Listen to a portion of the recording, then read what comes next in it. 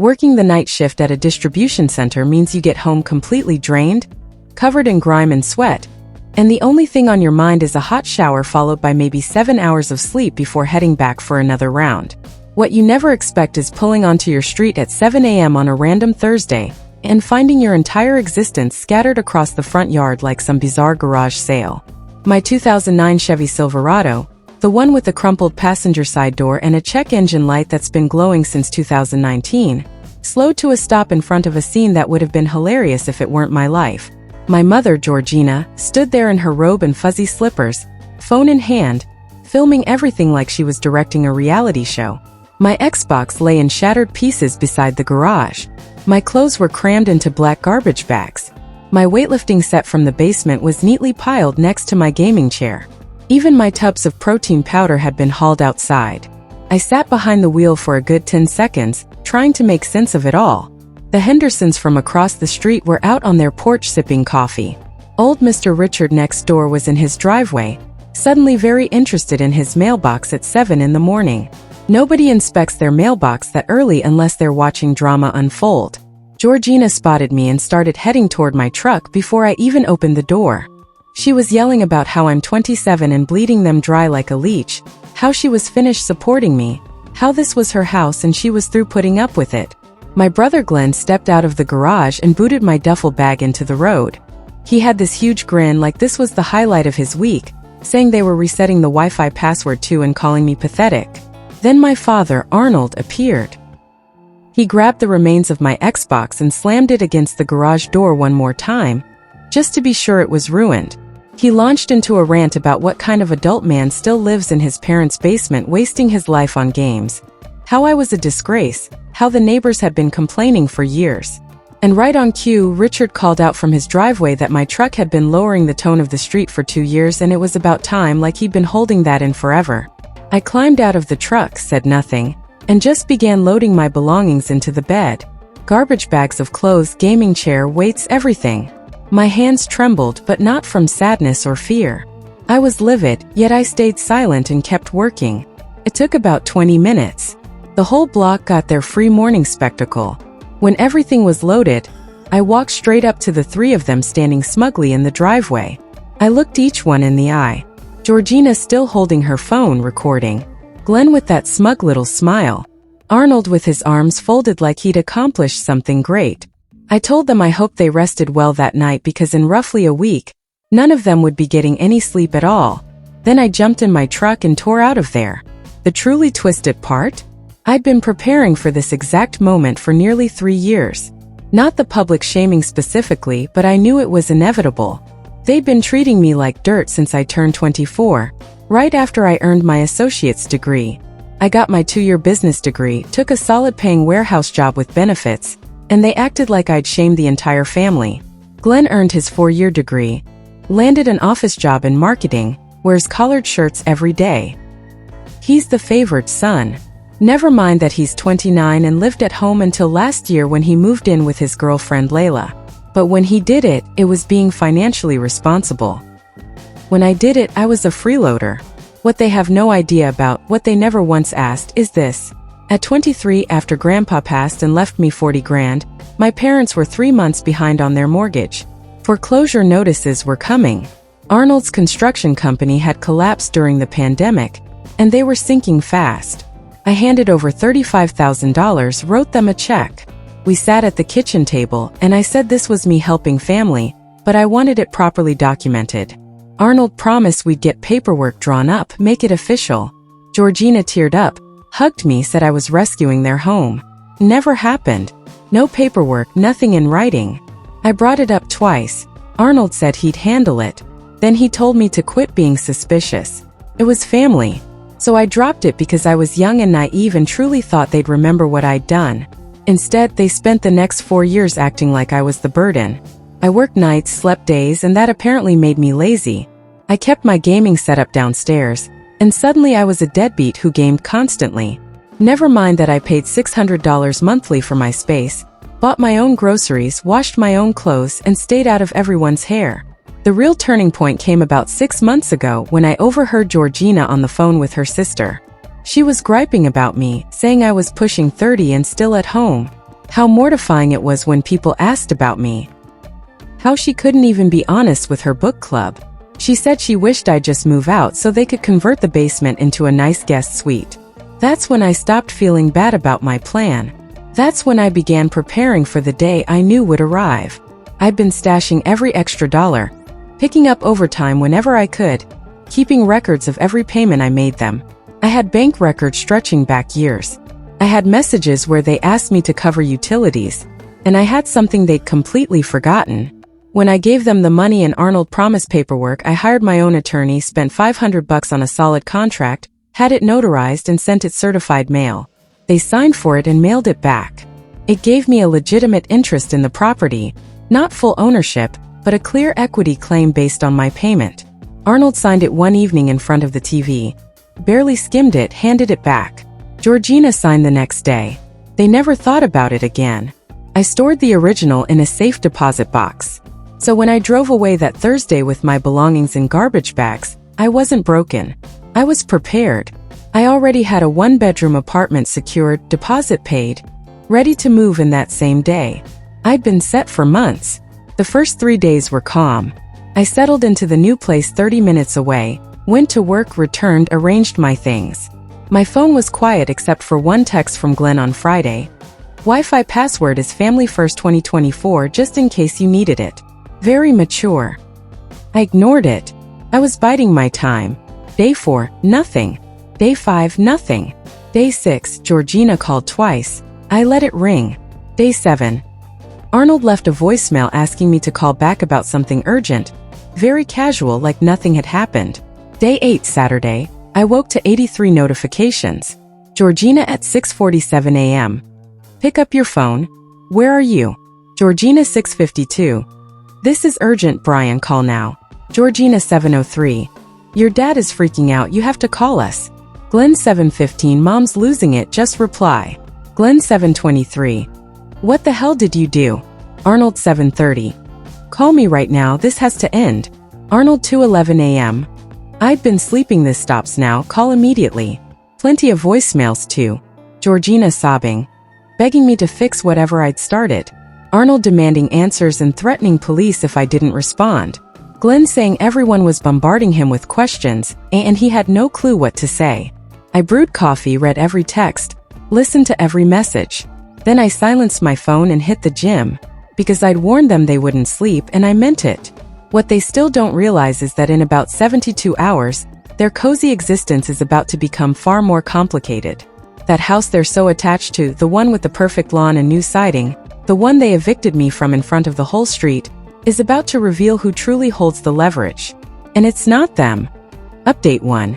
The comments on my previous post were insane. Big thanks to everyone who guessed I had legal leverage. You're all sharp. And yes, to those saying I should just move on and forgive respectfully, did you skip the part where they dumped my belongings on the lawn for the neighborhood to see? No, I'm not the forgive and forget type. So Saturday morning, 83 messages. I worked out, returned 8, and finally replied to Arnold around 2 p.m. with, saw your messages. What's the crisis? He called instantly. I let it ring 3 times, petty I know. Arnold tried to stay composed, but the stress was obvious. He said there was some error with house paperwork from years ago. Did I recall signing anything 4 years back? I said yes, I remembered. I remembered handing over 35 grand. I remembered him vowing to formalize it. And I remembered hiring my own lawyer because he never followed through. Long silence. Then he said we needed to meet in person, too serious for the phone. Could I swing by the house? I said no way. I wasn't stepping foot there after what they pulled. If he wanted to talk, he could come to my place. He arrived 2 hours later with Georgina. Glenn stayed home, I learned why later. They knocked, I let them in. Offered water like it was a normal visit. Georgina looked wrecked from crying. Arnold looked worn out. They sat on my couch, and Arnold began with how they never intended to cause pain. That the eviction was tough love to push me toward independence. Georgina added they were concerned for my future. That I was squandering my potential in warehouse work. That they believed I needed a push. I just stared. Asked if they really came here to defend tossing my stuff on the lawn. Arnold said it was Glenn's suggestion. Things escalated. But the goal was to motivate me. I asked how smashing my Xbox motivated anyone. Georgina said Arnold just snapped. They'd replace it. Then Arnold got to the point. They'd received a letter from a law firm regarding a claim on the property tied to the money from 4 years ago. He wanted to know what I'd filed and why I was trying to take their home. I said I wasn't taking the house. I was enforcing repayment of the money I'd loaned, per the contract they both signed, either cash plus interest or an equity share. I'd given them 4 years to recognize my help and treat me decently. Instead, they publicly humiliated me. Georgina cried harder. Said I'd forced them to lose their home. They couldn't repay now. Arnold's business was still struggling. She kept repeating I was family. How could I do this? I reminded her she'd told her sister she was ashamed of me, couldn't tell her book club the truth, and filmed me packing trash bags instead of intervening. Arnold said that was different. Parents get frustrated. But this crossed a boundary. I asked which boundary exactly, saving their house or them ignoring it for years. Arnold called me overly sensitive. Said they never treated me poorly, just held high standards. The talk circled for an hour. Georgina insisted I was ruining the family. Arnold tried bargaining. What did I want? Could we resolve it privately? I said the legal process was underway. My attorney had filed everything correctly. They'd soon receive formal papers outlining options. Arnold asked what options. I explained. Repay the $35,000 plus 4 years interest at the contracted rate, or recognize my equity stake and negotiate terms, or fight in court and waste money on fees when they clearly signed the agreement. That's when Arnold lost it. Called me disloyal, spiteful, petty. Said this wasn't about money but resentment over their push for me to mature. Said at 27 I was behaving like a child, proving their point. Georgina pleaded to withdraw the claim. Said they'd apologize for the eviction. We could rebuild as a family. I asked if she recalled how panicked she was 4 years ago facing foreclosure. She nodded. I said now she understood how seriously I viewed this. They left around 6. Georgina still sobbing. Arnold warned I'd regret it. Sunday brought complications. Glenn rang at 9 furious. Accused me of trying to steal the parents' house. Called me a spiteful lunatic.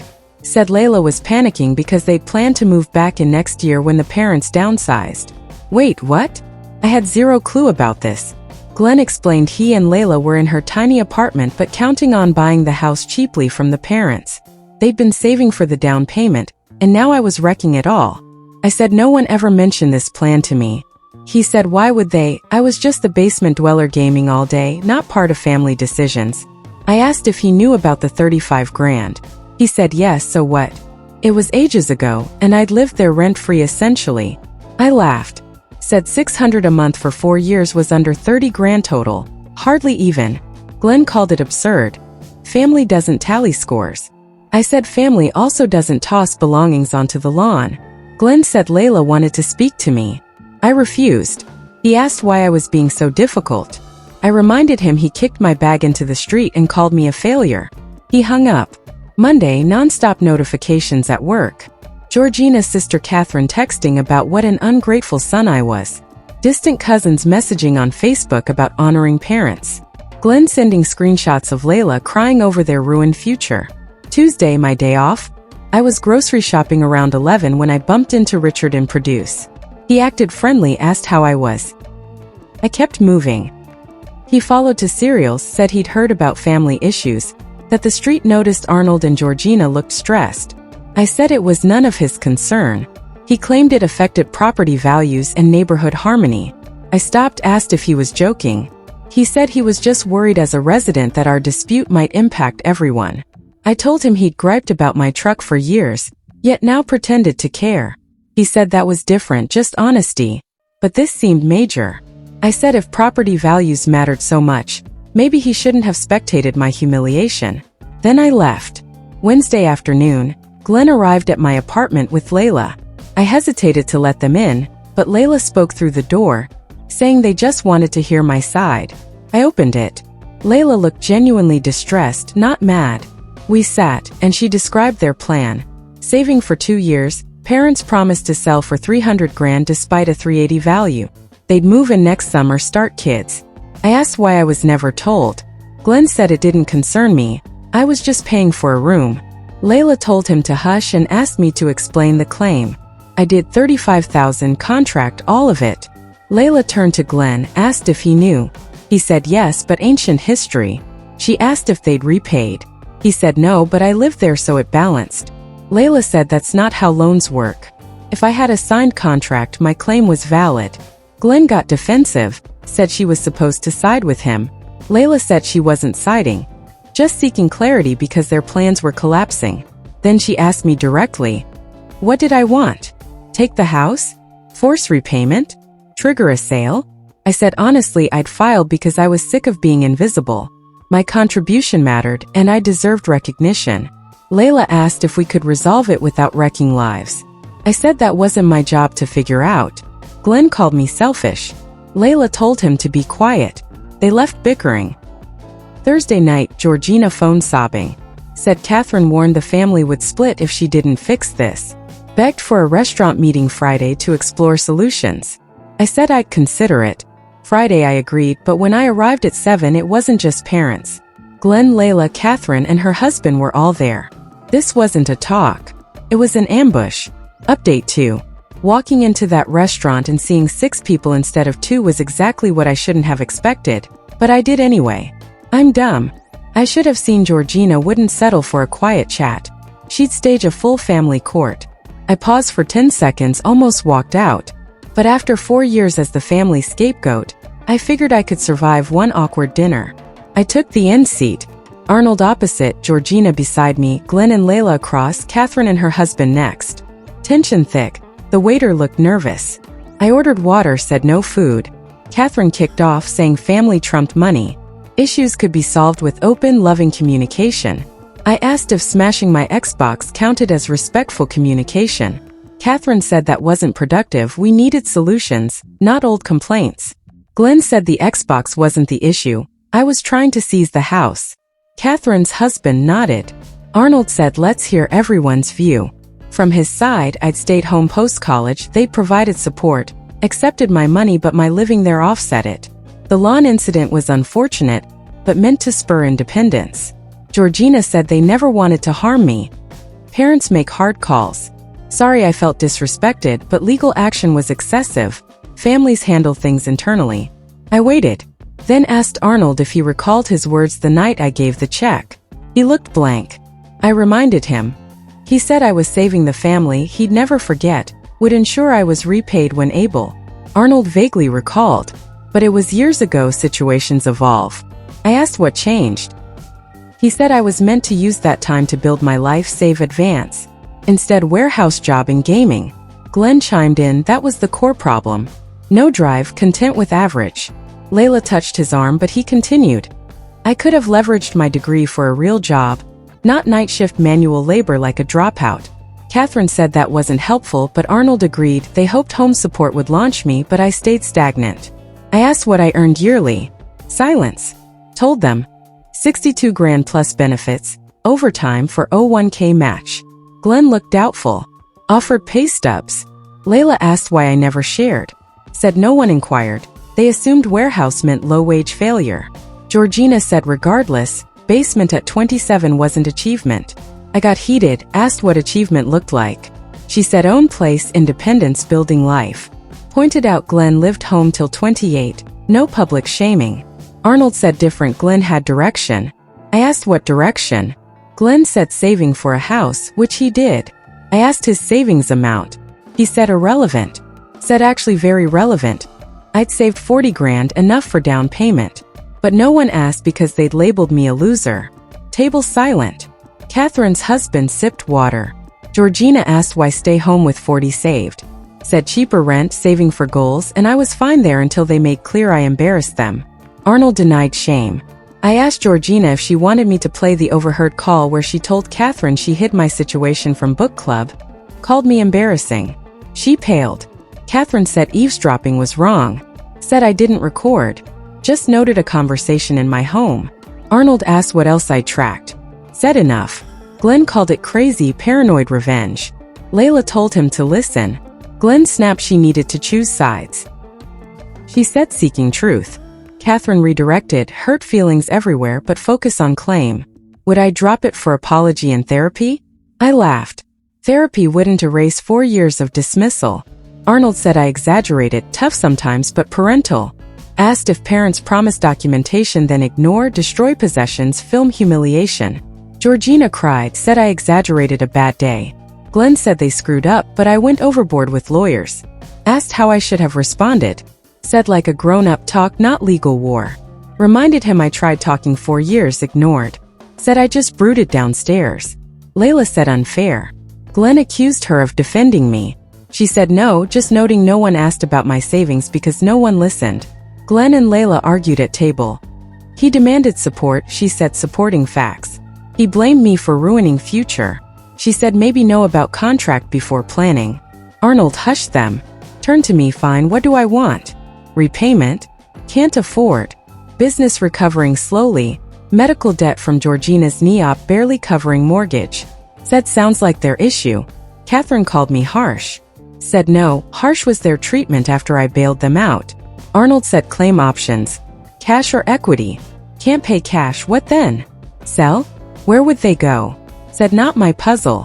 Glenn erupted, said I'd homeless parents over bruised ego, destroy family and Layla's dreams. Layla told him stop. He refused, called me selfish, someone had to say it. She said I had legal right. He said rights irrelevant, family. Pointed out I was family too, didn't stop eviction. Said to help me mature. Asked if it succeeded. No reply. Catherine proposed compromise, partial payments, drop claim? Asked amount. Arnold offered $500 monthly. I calculated 6 years principal alone, no interest. Georgina said plus interest whatever contract stated, just no for sale or equity grab. Asked why accept slow pay when contract offered better. Arnold said because family helps family. Asked where that was when I gave 35 grand. Said they thought living there balanced it. Said so they took my cash, housed me while criticizing, now expect discounted repayment because family. Waiter returned awkward, no food ordered. Arnold said just drink check. Catherine said stalemate, cool off, reconvene next week. Said no more meetings. Lawyer handles from now. Georgina grabbed my arm standing, sobbing, said I couldn't ruin them, they'd lose all. Said think before lawn incident. Said they'd publicly apologize, tell neighbors they were wrong, anything. Pulled away. Said I didn't want apologies, wanted what was owed. Walked out. Glenn chased to parking lot in my face. Said I was fracturing family, Layla doubting everything because of me, parents might lose home. Said good. He pushed me lightly. Asked if I'd really destroy all over hurt feelings. Got in truck, locked. He yelled through glass. Said I was dead to him, I'd regret, family would shun me. Drove off. That was Friday night. Now Sunday things escalated. Georgina called Saturday. Said they contacted agent for appraisal. Trying self-sale before legal forces it. Arnold texted their lawyer, thinks contract week in court. Glenn posted long Facebook rant yesterday on family loyalty versus betrayal. No names but obvious. Friends commenting support. Layla silent. Phone blowing up from distant relatives suddenly opinionated. But they don't know the full picture yet. There's more coming. Final update. For everyone who's kept up with this chaos, the past 2 weeks have been insane. To the DM saying I'm ruining my family. Yes, that's precisely the goal. After restaurant fiasco, Glenn's vague posts spread through family network. Cousins from childhood commenting disappointment. Catherine shared with teary caption on lost parental respect in today's world. All performative loyalty for likes. Perfect touch, no direct name, so Glenn looked noble suffering silently. Friends asking details. I screenshotted everything for memory, not law. Monday my lawyer called. Parents' attorney wants settlement talk. Claiming contract signed under pressure. Me exploiting desperation. I said nonsense, certified mail proof signed weeks later, no coercion. Conference call set Wednesday. Lawyer asked my minimum. Said full repayment plus 6% interest or proportional equity. House likely worth $420,000 now. Mortgage $280K. $140,000 equity. My $35,000 plus interest $43K. But since payment reduced principal during crisis, arguable higher share. Potentially $50,000 to $65,000. Told him aim high. Warned might force sale. Said okay. Tuesday, Georgina banged on my door 6 a.m. as I prepped for work. Begged quick talk before lawyer call. Talked in doorway, had to leave soon. Said she'd reflected, Realized unfair treatment. Wrong to compare sons. Explained after Glenn's success, Arnold bragged constantly. She struggled boasting about me to friends with high-achieving kids. Felt pushing me would spark ambition. I said that's not motivation, it's disguised cruelty. Asked if she recalled my mention at 25 of possible engineering school. Yes, parents excited then disappointed when I didn't pursue.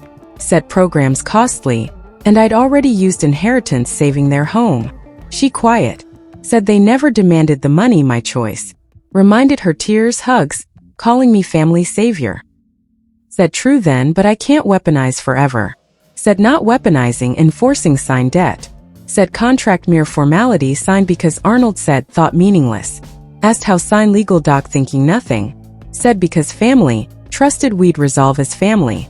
Said we could have if treated like family, not embarrassment.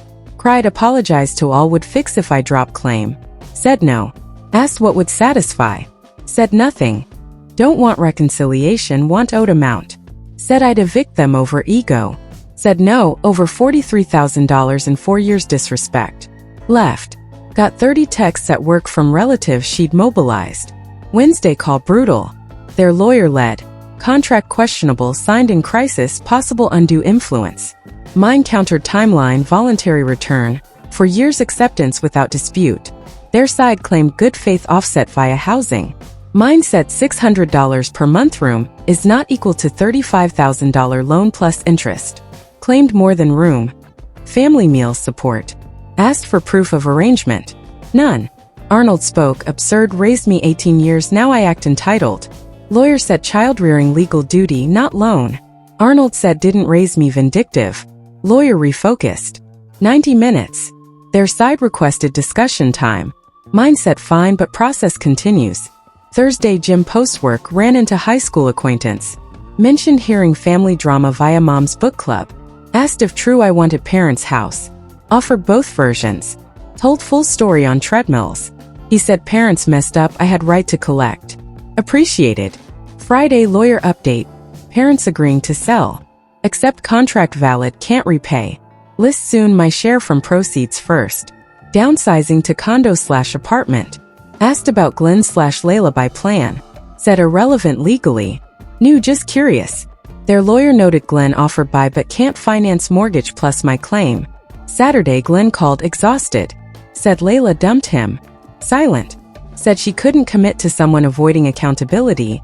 Blaming others. My fault if no claim, fine. Asked if he'd reflected on prior 4 years treatment. Said yes, nonstop 2 weeks. Said no on the 4 years before.